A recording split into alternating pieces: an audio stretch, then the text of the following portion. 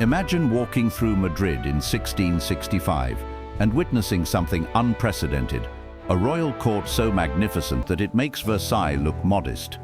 Picture this. You're standing in the Plaza Mayor, surrounded by the greatest concentration of imperial power on earth, where Habsburg courtiers negotiate the fate of 4 continents, while treasure fleets from the Americas dock at nearby ports. Step into Madrid when Philip IV rules an empire spanning from Milan to Manila, from Mexico to the Netherlands, and the Alcázar Palace blazes with treasures that conquistadors brought from Aztec and Inca ruins. They called it the Golden Age of Spain, and that gold was literally everywhere, silver mines in Potosí financing the greatest royal court in history. You're witnessing the morning ceremony at the Royal Alcázar, where the most powerful king on earth awakens in a palace filled with New World treasures. Madrid isn't just Spain's capital, it's the nerve center of the first truly global empire, and its golden age is about to reshape the world. In this video, I use cutting-edge AI tools to resurrect 1660s Madrid, bringing period paintings, royal portraits, and imperial records to life from angles their original artists never could capture. We're not just observing this golden court, we're stepping into it, experiencing how Spanish wealth and Habsburg power created the most magnificent royal capital in history, the empire where the sun never set. Picture the Spanish Empire in 1665 from a bird's eye view. This isn't just large, it's incomprehensibly vast. From the silver mines of Peru to the spice islands of the Philippines, from the Italian duchies to the Mexican highlands, Spanish flags fly over territories that dwarf ancient Rome. Every month, treasure fleets arrive in Seville carrying wealth that staggers the imagination. Silver from Potosí, gold from New Granada, emeralds from Colombia, pearls from Venezuela. But the real treasure isn't just precious metals, it's chocolate from Mexico, tobacco from Cuba, sugar from the Caribbean islands. All of this flows to one destination, Madrid. What started as a modest Castilian town has become the beating heart of global empire. Every decision made in the Royal Alcázar affects millions of people across 4 continents. The Royal Alcázar, Palace of Wonders. Step through the gates of the Royal Alcázar in 1665. This isn't just a palace, it's a treasure house that makes Ali Baba's cave look modest. Every room tells stories of conquest and discovery. Every wall displays riches from the ends of the earth. Picture the Hall of Realms, where Velázquez's massive battle paintings celebrate Spanish victories across Europe. But look closer at the details. Aztec featherwork, Inca goldwork, Chinese porcelain, Indian textiles. This is what empire looks like when converted into interior decoration. The royal chambers house Philip IV's collection of New World curiosities. Jaguar skins from Brazil, quetzal feathers from Guatemala, obsidian mirrors from Mexico. The king doesn't just rule these territories, he displays their wonders like trophies of conquest. Philip IV, the planet king. Imagine meeting Philip IV in 1665. At 60 years old, he's ruled for over 4 decades and commands more territory than any human in history. His morning routine affects global commerce. His dining preferences influence international trade. Watch the elaborate ceremony of the Royal Awakening. Dozens of courtiers participate in dressing the king, each garment representing different aspects of his vast dominions. The crown of Castile, the collar of the golden fleece, robes woven with silver thread from his American mines. But Philip isn't just wearing clothes. He's putting on the costume of absolute monarchy. Every gesture reinforces that he rules by divine right over subjects he'll never see, in lands whose names most Europeans can't pronounce. Plaza Mayor, theater of power. Walk into the Plaza Mayor on a festival day in 1665. This rectangular perfection isn't just a square, it's the greatest stage in Europe, designed to showcase Spanish imperial magnificence. Picture a royal celebration here, balconies draped in silk from the Philippines, crowds wearing silver ornaments from Mexico, bullfighters facing animals bred on Spanish-American ranches. Every element reminds spectators that Madrid sits at the center of a global empire. The surrounding buildings house the machinery of imperial administration. Clerks process reports from viceroys in Lima and Mexico City. Merchants negotiate contracts for goods from Manila. Diplomats receive ambassadors from every corner of the known world. The court remains Europe's most magnificent theatre. Daily life at the Spanish court follows rituals more elaborate than religious ceremonies. Every meal, every audience, every appearance becomes a performance designed to reinforce royal majesty. Imagine attending a court banquet in 1665. The menu reads like a catalogue of global conquest. Chocolate from Mexico, sweetens desserts made with sugar from Cuba, wine from Spanish vineyards, accompanies meat from cattle that graze on Argentine pampas. The entertainment comes from every corner of the empire. Musicians from Naples play compositions written in Madrid, while dancers from Seville perform steps learned from indigenous peoples in New Spain. This isn't just dinner, it's a celebration of cultural empire. Velázquez, painter of empire, in his studio near the Alcázar, Diego Velázquez creates images that define how the world sees Spanish power. But he's not just painting portraits, he's creating propaganda masterpieces that proclaim Habsburg supremacy. Picture watching Velázquez work on Las Meninas in 1656.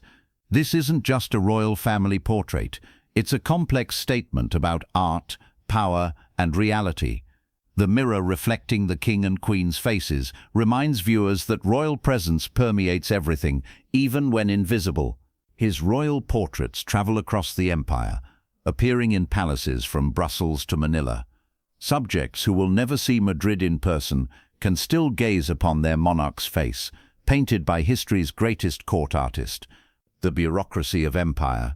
Behind the ceremony and splendor, Madrid houses the world's most complex administrative machine.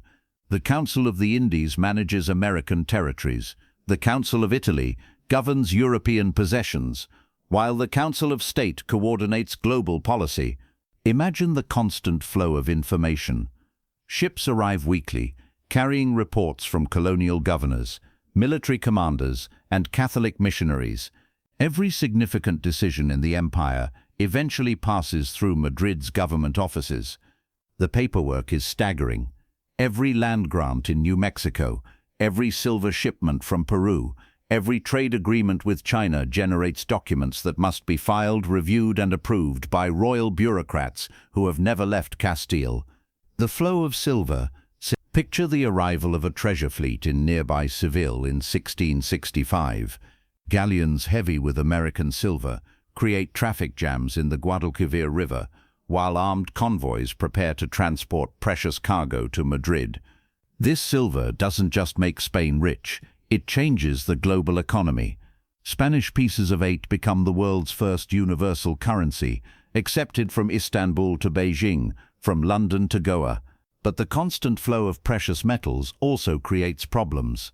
Inflation rises as silver floods European markets, making Spanish goods expensive while foreign products become attractive alternatives.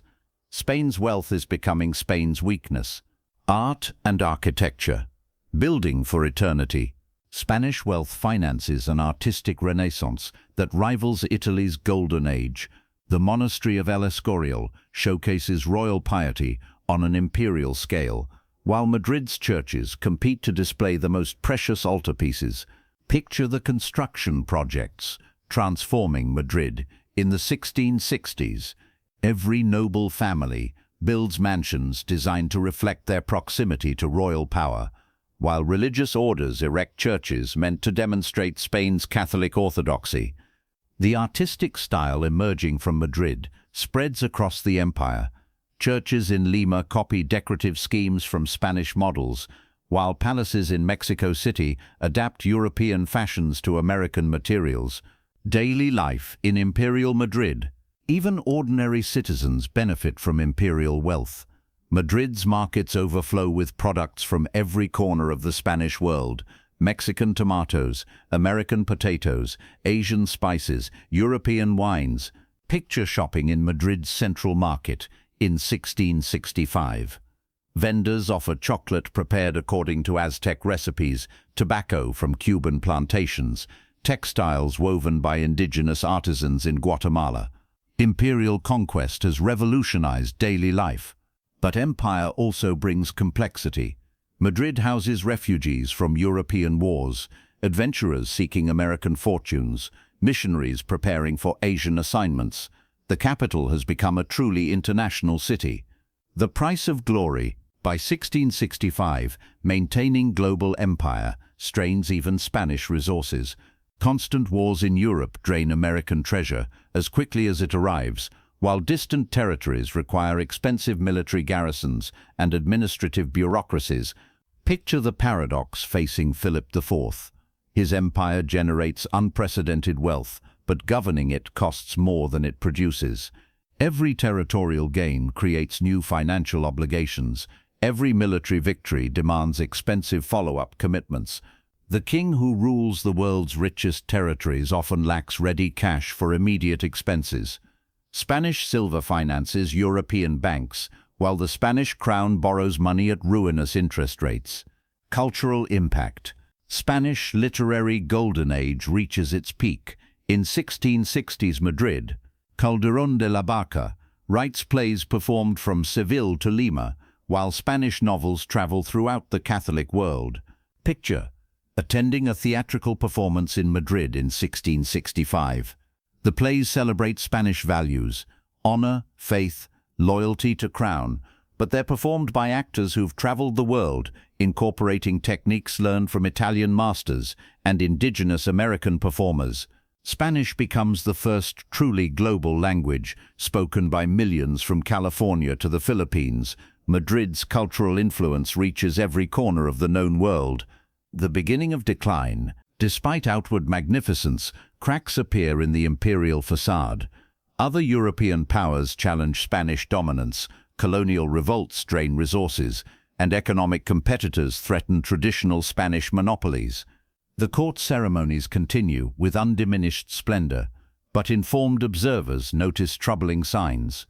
Treasury reports show declining revenues, military commanders request reinforcements that can't be provided, colonial governors report increasing unrest. Standing in the Plaza Mayor during a royal festival in 1668, you witness peak Spanish magnificence, but this golden sunset also marks the beginning of imperial twilight. Legacy of power. Despite eventual decline, 1660s Madrid establishes templates that influence European monarchy for centuries. The elaborate court ceremonies, the fusion of political and religious authority, the use of art as imperial propaganda, all become standard features of absolute monarchy. Spanish administrative innovations spread beyond the empire. The viceregal system influences Russian governance, Spanish legal codes affect Portuguese colonies, and Habsburg ceremonial protocols appear in courts from Vienna to Naples. The golden moment. Imagine one final scene in Madrid's Royal Alcázar at sunset in 1665. Golden light streams through windows made with glass blown in Bohemia, illuminating furniture crafted from American tropical woods, while tapestries woven in Flanders depict Spanish victories painted by Italian artists. Philip IV reviews reports from territories where millions of subjects owe him allegiance, where silver mines finance European wars, where Spanish missionaries spread Catholic faith to peoples whose languages don't yet have written forms.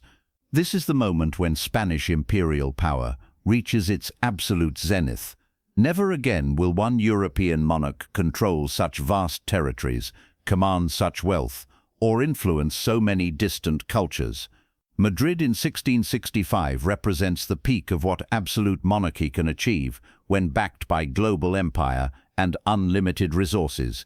That's all for our journey through Madrid's golden imperial moment. If there's another royal court, another imperial capital, or another moment when absolute power shaped world history, let me know in the comments. Until next time.